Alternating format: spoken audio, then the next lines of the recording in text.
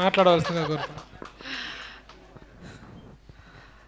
ముందుగా మా అందరికీ ఇష్టమైన మా డైరెక్టర్ కృష్ణారెడ్డి గారికి మనస్ఫూర్తిగా హ్యాపీ బర్త్డే సార్. మీరు ఇలాగే నవ్వుతూ మరెన్నో బర్త్డేలు జరుపుకోవాలని, మీకు ఆయురారోగ్యాల్ని అందించాలి. అలాగే మీ స్నేహం అచ్చిరెడ్డి గారు, మీరు బంధం కలకాలం ఇలాగే ఉండాలని భగవంతుడిని కోరుకుంటున్నాను. నా లైఫ్లో నేను చూసిన కొంతమంది పాజిటివ్ పర్సన్స్లో కృష్ణారెడ్డి గారు, అచ్చిరెడ్డి గారు ఒకరని నేను చెప్పగలను. అంత పాజిటివ్నెస్ ఫుల్గా నిండిన వ్యక్తులు వీళ్ళు. ఈ కాలంలో ఇంత పాజిటివ్ మనుషుల్ని చూడాలంటే చాలా కష్టం. అండ్ నా అదృష్టం వాళ్ళతో 3 సినిమాలని వర్క్ చేయడం జరిగింది. ఎస్వి కృష్ణారెడ్డి గారు తీసిన సినిమాలు మీరు చూస్తేనే అర్థమవుతుంది అసలు ఒక్కొక్క స్టోరీ ఎంత వెరైటీగా ఉంటుంది. ఆ స్టోరీని ప్రజలు ఎలా రిసీవ్ చేసుకొని సెన్సేషనల్ హిట్స్ ఇచ్చారు. అందులో నేను చేసిన సినిమా కూడా ఒకటి ఉంది, శుభలగ్నం. ఒక భార్య భర్తను అమ్మేయటం అనేది నిజంగా ఎవరు ఎక్స్పెక్ట్ చేయరు అలాంటి స్టోరీ. సో అలాంటి ఒక సినిమాని కన్విన్సింగ్గా తీయటమే కాకుండా అది ఎంత పెద్ద హిట్ అయిందో మీ అందరు కూడా చూశారు. జగపతి బాబు గారి లైఫ్లో ఫస్ట్ సూపర్ హిట్ ఆ మూవీ. మొన్ననే మేము డ్రామా జూనియర్స్లో నేను, ఆమని, జగపతి బాబు గారు మళ్ళీ ఆ సినిమాని ఒక చిన్న స్కిట్ లాగా చేసాం. అది కూడా ఎంత సక్సెస్ అయిందో మీ అందరు కూడా చూశారు. సో ఆయన తీసిన సినిమా పేరు చెప్పగానే ఎవరికైనా ఆ సినిమాలో సీన్స్, సాంగ్స్ గిర్రని తిరుగుతాయి. సో అంత బాగా ఉంటుంది ఆయన రాసే ఆ యొక్క సన్నివేశం కానీ, దాంట్లో ఉన్న డైలాగ్స్ కానీ. మాకైతే ఎవ్రీడే ఎగ్జామ్ పెట్టేవారు. శుభలగ్నం షూటింగ్కి వచ్చినప్పుడు దాంట్లో నేను, ఆమని గారు గోరింటాకు పెట్టుకొని ఉంటాం. సో కుంకుమ బొట్టు పెట్టాలి. ఫస్ట్ ఆమెను వెళ్ళి అడిగితే నా చేతులకి గోరింటాకు ఉంది, నేను ఎలా పెడతానో వెళ్ళి అమ్మాయితో పెట్టించుకోమని నన్ను చూపిస్తుంది. నా దగ్గరకు వస్తే నాకు గోరింటాకు ఉంటుంది.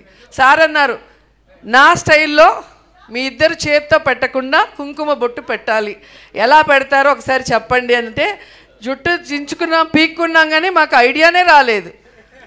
లాస్ట్కి ఎంత కూల్గా అలా సోఫాలో జగపతి బాబు గారు కూర్చొని ఉంటే నేను పైనుంచి వచ్చి తల నుదురు ఆనించి కుంకుమ పెడతా.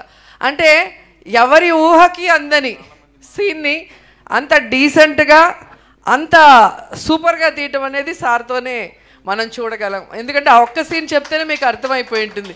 అసలు ఆ యూనిట్లో ఎవరికి కూడా ఐడియా రాలేదు. అంత ఇట్లా వస్తే ముక్కు తగులుతుంది, మూతి తగులుతుంది, ఎట్లా పెట్టాలి, ఇలా అలా అలా అని ఆలోచించాం తప్ప ఇలా కూర్చొని వెనక నుంచి వచ్చి బొట్టు పెట్టచ్చు అనేది ఆ సీన్ చూసినప్పుడు ఎంత సెంటిమెంట్గా హృదయానికి హత్తుకుపోతుందో ఒకసారి మళ్ళీ మీరు గుర్తు చేసుకోవచ్చు. అలా అనేక సీన్స్ ఆ శుభలగ్నంలో మా ఇద్దరి మధ్యలో. అసలు నేను సాఫ్ట్గా చేయటం ఫస్ట్ టైము, తినైతే అసలు దున్నేసింది. తిన క్యారెక్టర్ చూసినప్పుడు నిజంగా కొంచెం జలసీ వేసింది నాకు. అద్భుతంగా చేసింది, ఇంకెవరు చేయలేరు, ఆమెని తప్ప ఆ క్యారెక్టర్ వేరే ఎవ్వరు చేయలేరు. అసలు అంత బాగా చేసింది. గడుసు పెళ్ళాం అంటారు కదా, ఆ డైలాగ్ డెలివరీ కానీ అవన్నీ కూడా భలే పట్టారు అసలు. అండ్ మొన్న మళ్ళీ మాకు చేసినప్పుడు ఇన్ని సంవత్సరాలు అయింది ఆ సినిమా చేసి అనేది గుర్తురాలో, ఏదో మొన్ననే చేసినట్టు అనిపించింది సినిమా మళ్ళీ చేస్తుంటే. అలాంటి ఒక అద్భుతమైన సినిమా. అండ్ ఆహ్వానం నాకు బాగా నచ్చిన సినిమా, నేను బాగా కనెక్ట్ అయిన సినిమా. ఎందుకంటే మనం పెళ్ళిళ్ళు చాలా గ్రాండ్గా చేసుకుంటాం, అందరినీ పిలిచి అసలు దానికి రెడీ అవ్వటం కానీ, వచ్చిన వాళ్ళకి రిటర్న్ గిఫ్ట్లు కానీ, ఏం భోజనాలు పెట్టాలనే దాని మీద మనకి ఎంతో కాన్సన్ట్రేషన్ ఉంటుంది. కానీ విడిపోయేటప్పుడు ఎంత ఈజీగా ఒక బంధం విడిపోవటం అంటే అసలు ఏదో మామూలు విషయంలాగా ఈ కాలంలో అయితే మరీ ఎక్కువైపోయింది, ఆ కాలంలో చాలా తక్కువ. కానీ సో సార్ చెప్పింది ఎలా అయితే పెళ్లి చేసుకున్నారో అలాగే విడాకులు చేసుకోవాలని. అలా చేసుకున్నప్పుడు ఎవ్వరు విడాకులు తీసుకోరు. ఆ తంతు కనుక జరిగితే పెళ్లి తంతు, దాన్ని రివర్స్లో మళ్ళీ అందరినీ పిలిచి మళ్ళీ అందరికీ భోజనాలు పెట్టి మళ్ళీ తాళి ఇప్పించేది కనుక పెడితే నాకు తెలిసి ప్రతి ఒక్కరు సెంటిమెంట్గా ఫీల్ అయ్యి ఆ బంధం ఎప్పటికీ విడిపోదు, కలకాలం కలిసి మెలిసి ఉంటారు భార్యాభర్తలు.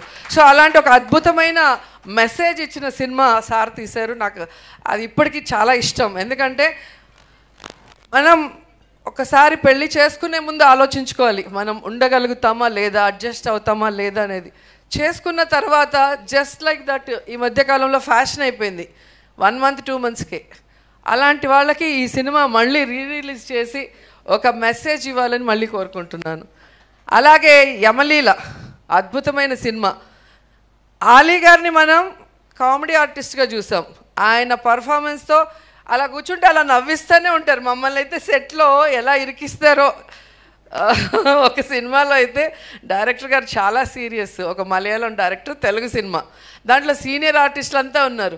ఆలీ సైలెంట్గా నించొని జోకులు వేసేస్తుంటాడు, మేమందరం దొరికిపోయి తిట్లు తినేవాళ్ళం.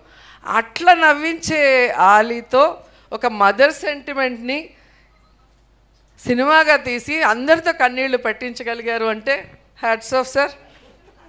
నిజంగా అది చాలా పెద్ద విషయం. సో ఆలీ గారికి హీరోగా అక్కడి నుంచి తను మళ్ళీ ఘటోత్కచుడిగా నాతో యాక్ట్ చేయడం జరిగింది. మేమిద్దరం ఆ సినిమాలో అల్లరంటే అల్లరి. మీ అందరికీ గుర్తుంటుంది, ఈ మధ్యలో రజనీకాంత్ గారి cinema Robo super duper hit అని. ఒకసారి ఘటోత్కచుడు చూడండి, దాంట్లో రోబో ఆ కాలంలోనే హీరోయిన్ని లవ్ చేయటం, టచ్ చేస్తే డ్యూయట్ సాంగ్ అన్నీ అప్పుడే తీసేశారు సారు.